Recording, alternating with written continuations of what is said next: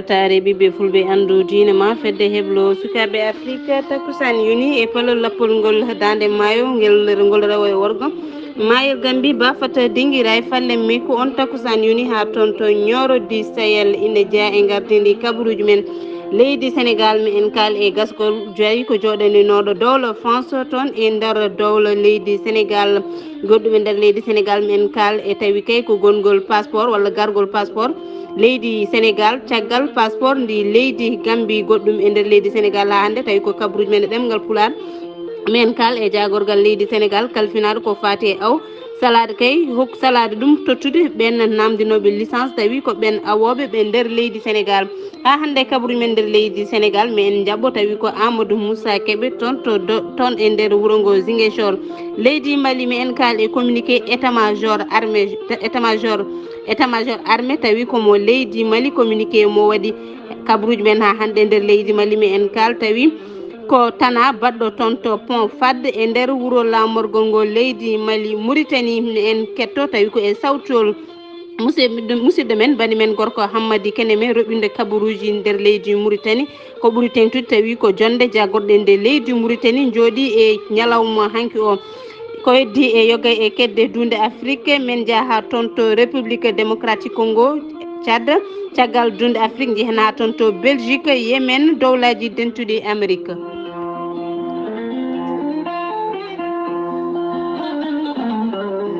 ko adi ko eɗen natana kabaruji men e ɗemgal pular mi en ketto tawi ko communiqué gurel teyya e sawtowol sar abdoulaye sar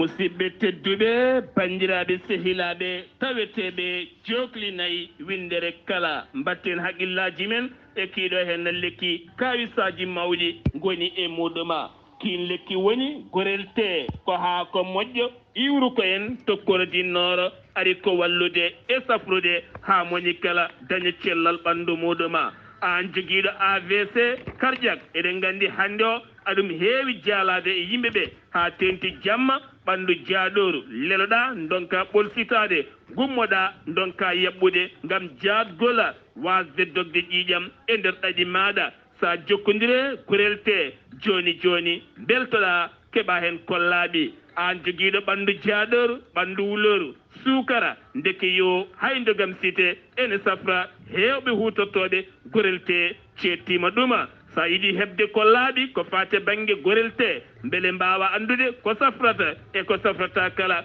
jahata koto site mabɓe internet mbaɗa www.gorelte.com joni joni keeɓa hen kollaɓi so tawi ko tongoɗe gorel te cohluɗa gonɗa koto leydi Congo jokkodirta koye Haruna Gayda 00 242 04 411 68 26 so tawi gonɗa koto Afrique du Sud jokkodirta koye Ibrahima Sow 00 27 827 467 672 so tawi gonɗa koto Mozambique jokkodirta koye Ibrahima Ba Pemba Cabo Delgado Alex mbatta ko plus 258 861 287 721 so tawi gonɗa koto RCA woni Centrafrique jokkodirta koye Ibrahima Diallo 236 755 075 08 so tawi gonɗa koto États-Unis de Amérique jokkodirta koye Abousso Kawral Fouta business plus 1 34 77 01 56 77 so tawi koto leydi France gonɗa Haruna Gayda 06 50 99 64 43 musidɓe tedduɓe gorelte e jeese men dañen jamma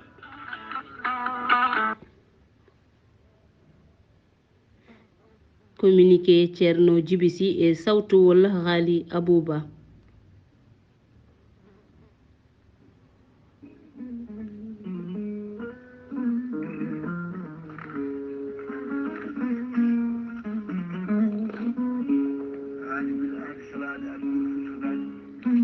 aadi bilaadi salaade aadi ɓiri furi fittude aadi ceerno Djiby Sy wi ko fittata aadi hakkude mum e hettiyankoɓe weltare ɓiɓe fulɓe andu diine man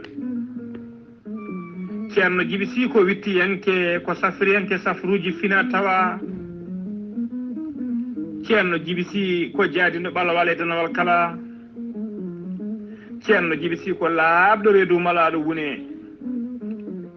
ceerno Djiby Sy ne safra fiiji kewɗi ɗi jiida ciirol ko wayno kista fibroma dogam sitta rewɓe ronkuɓe sowade e rewɓe dartoraɓe kala ceerno Djiby Sy ne yawran ɓe wonɓe ustoraɓe goragu e yawɓe dakmitade kala ceerno Djiby Sy ne jogui leɗɗe e fannuji tati hen fannu goto sa ƴetti ɗum fodde sappo e tati rafin yaltema ha laaɓa fannu ɗiɗaɓo sa ƴetti ɗum fodde sappo e jeenayi rafin yaltema ha laaɓa fannu tataɓo waddete koye gawri samme walla gawri ndemiri woni suuna so tawi a waɗi no wirumani fodde temedere rafin yaltema ha laaɓa ceerno Djiby Sy ne jogui pegge e usula bawɗe neldede kala leydi e kala continent neɗɗo wawi wonde taw ko ɓeydoje arsigaji pittoji dabruji ceerno Djiby Sy ne jogui leɗɗe wonande usuraɓe gorago biteɗe muuɗa hirde noon ko yeddi ƴeewa ƴettat joni joni jiɗɗa hoorema hano hannirta ni ceerno Djiby Sy ko laaɓɗo reedu malaɗo wune so tawi wayennama ka miskino safruma ha mbiya wen tawa hay mbuɗa yoɓani so wona noon nduɓe rafiji ɗiɗi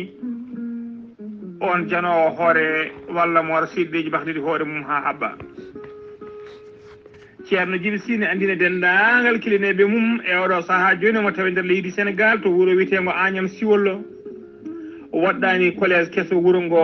ma yiɗon galle ma galle goto nan ɗon ene waɗa karoje boɗeje koye nder on galle ceerno Djiby Sy tawate ceerno Djiby Sy ko bawɗo listihar an jiɗɗo waɗnede listihar ko indema inde nenema dokkatamo o haala ko nema ha mbiya yoɗi jiɗɗo waɗnede listihar wonɓe nder leydi Mauritanie ko ujunere uguya dendagal noon leyɗele ñamoje CFA ko temedde nayyi CFA jiɗɗo waɗnede listihar ceerno Djiby Sy ne jogui numéro mum weev kadi ko numéro orange money ko 00 221 77 653 03 67 ceerno Djiby Sy ene wiya dendagal kilineɓe muma tawateɓe nder leydi Sénégal yiɗɓe jokkodire makko tawi ko appel normal e oɗo saaha joni ko numéro leydi Sénégal mbaɗata ko 78 163 24 82 so tawi noon ko yiɓɓe jokkodire makko to banggue WhatsApp ceerno Djiby Sy jogui ko numéro leydi Mauritanie ko 00 222 mbaɗa 47 22 80 84 ceerno Djiby Sy ne andini dendagal kilineɓe mum wonde base makko to nakkude no golla hano hannirta ni ne tawi ɗon min ñi ko biyeteɗo ceerno Alassane Sy ko laaɓɗiredo malaɗo woni ganduɗo golleɗe ɗe no hannirta ni ceerno Alassane Sy noon heɓete koye numéro makko leydi Mauritanie ko 32 62 04 99 ceerno Djiby Sy ne wiye dendagal bandiraɓe mbadden dando faade makko kettude kabaruji mon e demgal pulaar Afrique, Asie, Europe, Amérique, Moyen-Orient, Océanie. jam ñalle mon heeɗiyankoɓe weltare ɓiɓɓe fulɓe andu diine ma fedde heblo sukaɓe Afrique kame yewɓeɓe aya weltare TV kabaruji men ɗemgal pulaar kikiɗe aljuma hande nogas e goo lewru juillet hitande ujunaje ɗiɗi e nogas e tati ɗo e haalirde nde ko Banor Mamadou Sarr to karallagal ha mbawon yebde to banggue YouTube ko Seydou Abouba no mbiruɗen e gardidi kabaruji men gaddoten ko to leydi Sénégal ambassadeur tawi ko joɗaninoɗo dowla France e nder dowla leydi Sénégal caggal duuɓi 4 eɗen mbawi wiide kay guila ñalde jeetati lewru octobre hitande ujunaje ɗiɗi e sappo e jeenayyi kanko ambassadeur joɗaninoɗo dowla France e nder dowla leydi Sénégal woni Philippe Lalliot watno ɓatake makko watno ɓatake mum faade e hoorejo dowla Sénégal woni président Macky Sall ko kanko kay Philippe Lalliot hollitno wonde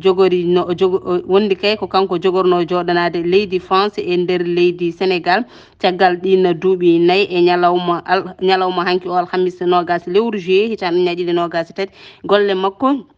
joɗanade dowlo France e nder leydi Sénégal gasi ha laabi e ñalawma hanki o umminanama ko wiyete la dignité de grand officier dans l'ordre national du Lion de Teska omo darino walla omo darinno jokkodiral e gollodiral hakkude ɗen leyɗele ɗiɗi woni leydi Sénégal wondude e leydi France. Cheikh Bara Ndiaye ko goto teskunoɗo wonde ko ceernajo kadi ko goto dillo e dawriyankagal ina wondi e waddude e jaydankoɓe télé Walfadjri yewtere ko fati e dawrugol gonɗo e juuɗe dadiɓe leydi Sénégal guila kay ñalde 9 lewru juin nduɗo ɓennude e oɗo saaha ko o joñaɗo banggue goɗɗo teskede o wona karɗo cellal no fewi hollidde wonde mo hollitama wonde mo daro e yeeso ñawoɓe on juge d'instruction altine paaɗo kadi ma avocat makko waw namdanademo ko wiyete liberté provisoire ñalde ñawore makko woni tan altine paaɗo so Allah haaji ɓe fuyi téléphone makko walla mbiyen ɓe mbawi kay holkisade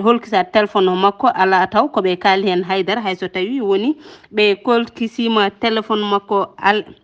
haaley e partenaires ko cabinet conseiller ko fati kay e ɗengal jooɗi koto Londres wawi yaltinde résultat ji ko fati e passeport ɓurɗo hewde doole e oɗo saaha ɓe kolliti walla mbiyen ɓe jaltini e ɗin résultat ji wonde kay passeport mo leydi Sénégal kañum hetti caggal e passeport mo leydi Gambie so hollide wonde ɓesgu leydi Sénégal wawi kay ɗannade tan ko e 5 leydi tawi ala visa konde kay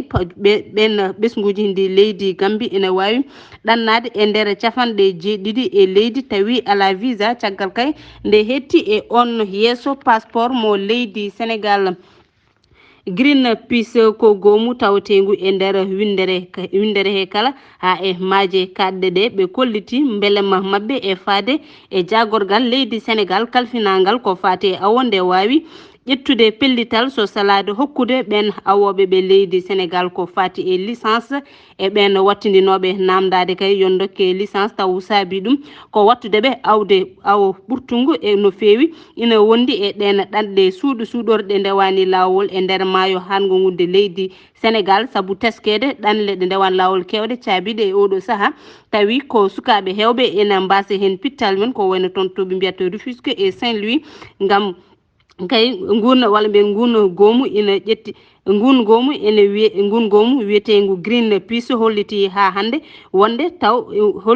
hande tan ina ƴetti pellital ngam wawde wallude ɗin autorité ji fellitɓe ha mbawa sembinde awo yuɓɓungu taw ina kormi ko wiyete écosystème marin ha hande e nder leydi Sénégal dikko ko division investigation criminelle ɓe jaltini hanki ko wiyete dernier virage des auditions tawi ko yimɓe sappo tuuma e nder marché mo mboroso covid-19 ngal ɗon jagorgal leydi Sénégal kalfinaɗo ko fati e cellal ɓalli caggal lebbi 5 ko dikka wonno e yurnitade ngun ngal ko fati kay e mboroso covid-19 ko fati e mboroso covid-19 e oɗo saaha ɓe gasni ha laaɓi on rapport ma cour des comptes waɗe ngam ɓen yimɓe sappo mbawa darade e yeeso ñawoɓe e ɓen sappo tuuma hen ko ɓen halfinaɓe ko walla mbiyen ɓen halfinanoɓe ko fati e kuɓeje jagorgal leydi Sénégal kalfinangal ko fati e cellal ɓaali ina wonde ɓen halfinaɓe ko fati e kaɓirɗe ko wayno cuumorɗo woni masque kam e gel hydroalcoolique ha hande e nder leydi Sénégal gasnirten kabaruji men e nder leydi Sénégal ko Amadou Issa Kébé tawi ko kabaruji e nder wuro ngo Ziguinchor. Assalamu aleykum warahmatullah Amadou Issa Kébé. ko salam wa rahmatullahi taala wa barakatuh bana Mama Sar a salmitama juurama ñagama duwa neldama duwa dennagal hettoɓe Weltare TV kabaruji garanɗen ɗo e nder Ziguinchor eɗen gandi de ko muusi kadi hanki waɗi ɗo henna ina wayno wendogo hanki holɗum suka gorko ina yaara duuɓi 30 eɗen gandi kadi ko haal pular ina wayno o haaɓi ɓoggol makko ɓoggol e dande e nder suudu makko tawa omo warti wendogo ina wayno omana juuɗe sapeur pompier ɓe udditi hen noon enquête gendarmerie en ɗo haala premier ka no ɓe mbi wonmo wadduno ko ɗum addi ma taw haw waɗi ɗeɗo gueɗe ɗum noon eɗen ñaago yo Allah yurmomo yaafomo kadi ko bandiraɗo meɗen so tawi en gartiɗo e kabaruji meɗen eɗen gandi laana biyete ko Aliou Sitoé Diatta e agen e jambon ɗeɗo laaɗe tati ummoto Dakar garat ɗo e nder Casamance auto ji biyete Dakar dim dikka ɗino ummo Dakar gara ɗo ɗiɗo balɗe fof eɗen gullanno ina wayno auto ji ɗi kam goppitama batti arde laana ka noon e ka wiyama makka ara wonko manque hen seeɗa kamɓe no ɓe kolliti ɓe mbi ko laana Aliou Sitoé Diatta ka yo ar laana biyeteɗo agen ka watta arde laana biyete ko jambon ka watta arde eɗen gandi ɗeɗo laaɗi ɗiɗi ko président de la république Macky Sall hokkiɗi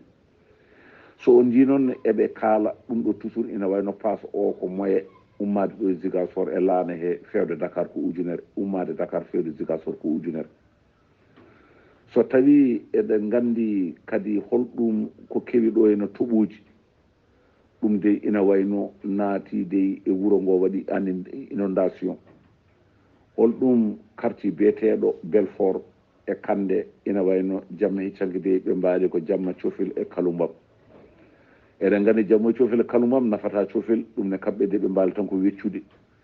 ina wayno no kaniwoji ɗi gasak kaniwoji ɗi fof nana keewi ndiyam ina keewi mbalit ina wayno ndiyam ɗam e mbalit o foof ina saro e galleji ɗi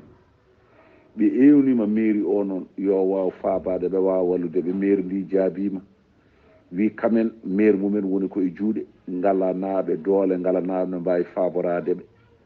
yoɓe gandu tan goto foof ina wawi jogade quartier fof yo rendin kaalis ɓe jooɓa astotoɓe guila ndiyam ɗam hikka nadde galleji mabɓe ɓuura ko naati joni ko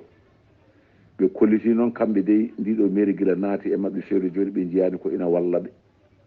ɗum noon hade ko ɗum ɗo mairie ndi jaabi kamɓe dey eɓe ganda hikka kam ndungu mabɓe jogol ko mettude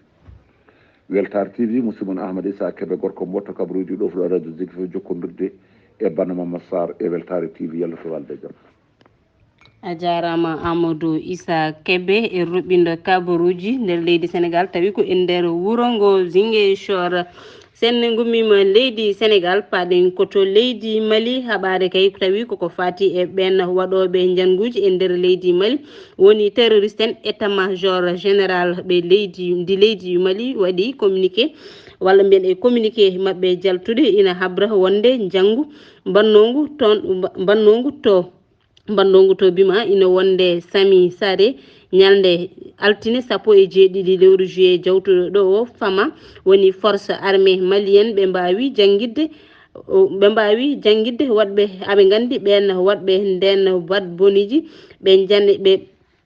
ɓe mbawi jangguidde haɓe gandi kay ɓen waɗɓe ɗin janguji haɓe mbawi andude ɓen to keedi ɓe mbawi kay yande e ɓen to yandinde to wadde e mumen piyande nogas e jeeɗude e ɓen terroriste en ko mbasi hen pittalu men ha hande kabaru goɗɗo e nder leydi Mali Bamako ko wuuro lamorgol ngol ndi leydi Mali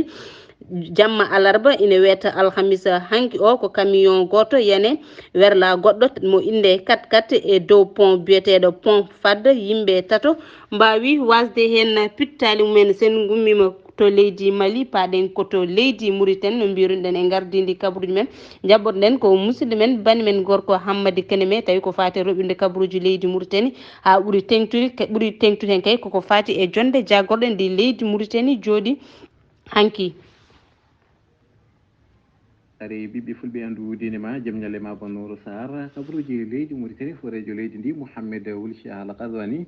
ñalawma hanki o ardima jonde jagorɗe nogas lewru juillet hitande ujunaje ɗiɗi e nogas e tati e nder hen ɓe mbawi yurnitade e ɓande sari nallodiral cifanogal ñande nogas lewru mars hitande ujunaje ɗiɗi e nogas e tati tawi kay ɓe cifodirno ɗum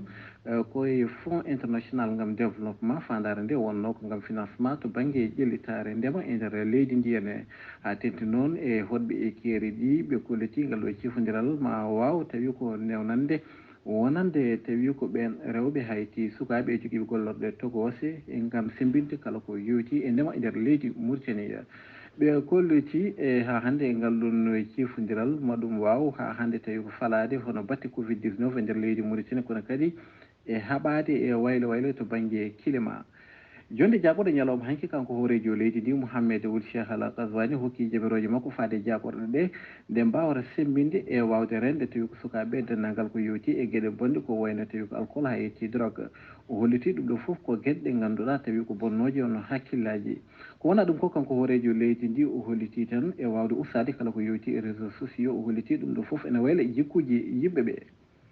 jagorɗo leydi Mauritanie kalfinaɗo ko yewti e pétrole et minuji joguiɗo konngol laamu ngu nani e wulla Chourouga caggal jonde jagorɗe ñalawma hanki kuccodiral makko e jaydiyankoɓe o holliti tan hoorejo leydi ndi roki jamiroje nde dendagal kala ko yewti e ñawoji cinete e oɗon mo ganduɗa tawi ko bindonoɗo bindol mum bongol faade annabi men mo jami e kisal woni e mum kanko ha hande e jagorɗo jogui konngol laamu o holliti tan ma laamu ngo waɗ golle mum gam ha hande ñawore nde wawa rewde lawol no hannirtini ene eɗen tesko tawi ko oɗo suka e kawgel tawi kono baccalauréat teskama e nder kayitol makko o wonde mo windi hen bindol gam yingde annabi men mo jami ikisal woni mum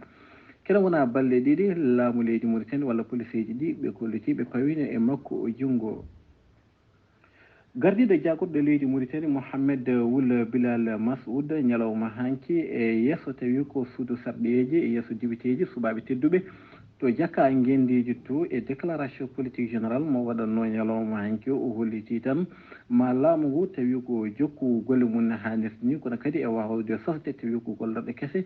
ngam wawde nandude hen sukaɓe ɓe no hannirta ni o ustude ɗanle ɗe ndewani lawol o holliti tan ma gouvernement ko hedde laamu ngu ko e manda hoorejo leydi ndi ko maɓe jokku tawi ko daranade kala ko yewti e ƴellitare kono kadi ha yetti jangde e cellal e ñimnude dennagal tawi ko golle e nder leydi ndi no hannirta ni police ji leydi Mauritanie ɓe golliti ɓe jaggi sukaɓe nayyo tawi ko sukaɓe tokosɓe ɓe kelli faaka tawi ɓeɗo sukaɓe kay ɓe tuuma ha hande ko yoɓade fittandu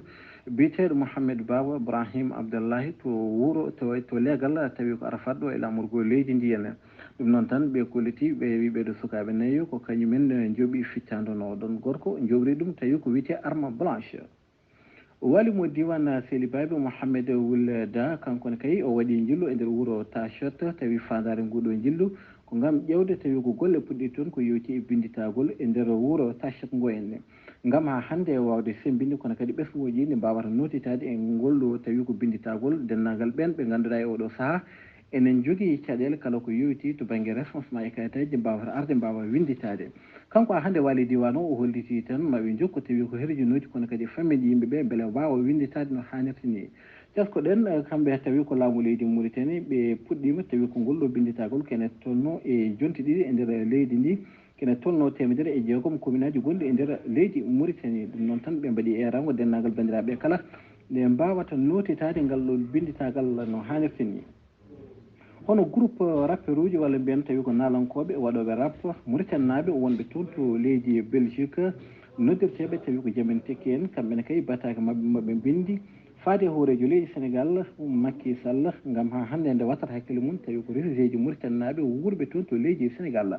kamɓe tawi ko ɓeɗo groupe rap ɓe kolliti tan e oɗo saaha Mauritanie naɓe wurɓe toon ken tolla ujunnaji 14 neɗɗo e oɗo saaha guuri koye caɗele tentude ɓe kolliti tan ɓe ngala kayitaji kono kadi keɓata safara gonani e gonka moƴƴo kono kadi ɓesguji mumen ñangata tawi ɓeɗon Mauritanie naɓe hande mawlidi to to leydi Sénégal ɗum wonno koye kitade tawi ko nde événement ji e nder leydi ndi henna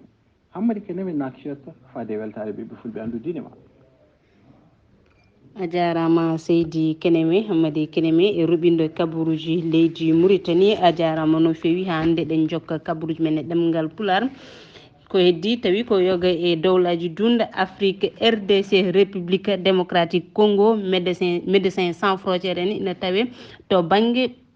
banggue funnague to banggue hirnague dowla République démocratique Congo kadi eɓe mbaɗi walla mbiyen eɓe ɓeydi erago ɓeɓe ɓeydi erago ko fati e ballal tawi e on diwan ina tawe toon joguiɓe dadiɓe ina tawe toon tawi ko dadiɓe joguiɓe ko fati e ndenka ko ina tolno joni ko goni toon ina tolno e duuɓi capanɗe tati ko ina wona 600 ujunere AD ina tawe kay e on banggue tawi ko hirnague go dowla République démocratique Congo ko tawi ɓuri hen hewde ko rewɓe e sukaɓe guuri toon e ɓeydi e rango tawi kay ko fate ballal woni ɓen médecin sans frontiére en dawla Tchad Félix Tshisekedi ko hoorejo dawla république démocratique Congo tawi kay ko kañum woni facilitateur mo CEDEAO gayni jillu mum wadde jillu mum e nder wuro lamorgo ngo Tchad woni jamena jillu balɗe ɗiɗi ñalde 18 e 19 lewru juillet ndu gonɗen ngam dogde koyɗe jaam e caɗele gonde toon e nder leydi Tchad ene guuri ɗen caɗele o heeɓi joddade gurɗe ɗen caɗele e oɗo saaha o heeɓi joddade e diɗɗe landaji kewɗi ngam kay wawde yewtidde men mbawa ƴewde peeje ha nanodira ɗen caɗele mbawa safrade Belgique caggal dunde Afrique leydi Belgique nogas e jeeɗiɗi jagorɗe dawla Europe joɗima toon to wuro lamorgo ngo Belgique woni Bruxelles tawi ko e yamiroɓe ɓen ardiɓeɓe ngam kay ɓe mbawa wallude Ukraine to banggue dadiɓe ko woni militaire en ena wonde ujunere tawi ko milliard euro ha wawa kay dusde Ukraine ɗo e duuɓi 4 alhamis kikiɗe hanki o Antonio Guterres ko kañum woni gardiɗo ONU holliti mettere mum kay ngam dadiɓe ɓen ɓe leydi russe jangu ngu mbaɗi e leydi Ukraine to wiyete Odessa ko wuro ngal bowal kaggu laaɗendi leydi Ukraine hollidemo teskede cogguji ɓeydiɗe e nder windete kala ha hande kabaruji men ɗemgal pular jeeten koto Yemen ko goto e liggotoɓe PAM woni kay programme alimentaire mondial jeenoɗo to Jordanie ko kañum wara toon to wiyete Taïsa to banggue worgo Yemen dawlaji dentuɗe Amérique teska oɗo dumunu kay nguleyki kewki no fewi tawi ko kewki doole Arizona ko goto e état ji ɗi dawlaji dentuɗe Amérique ñalawma hanki o teska toon ko nguleyki kewki doole no fewi nguleyki yeehi kay ha 43,3 degré woni 43 piccal 3 degré gasi ha laaɓi ko tongunɗen e kabaruji ɗemgal pular aljuma kikiɗe hande nogas e goo lewru juillet hitande ujunaji ɗe nogas e tati ɗo e haalirde nde ko Bannour Mamadou Sarr jarni Hammady Keneme e roɓɓinde kabaruji leydi Mauritanie Amadou Issa Kebe e roɓɓinde kabaruji tawi ko e nder wuuro lamorgo Ziguinchor to banggue karallagal ha mbawon yebde to chaîne YouTube mo Weltare TV ko Seydou Abouba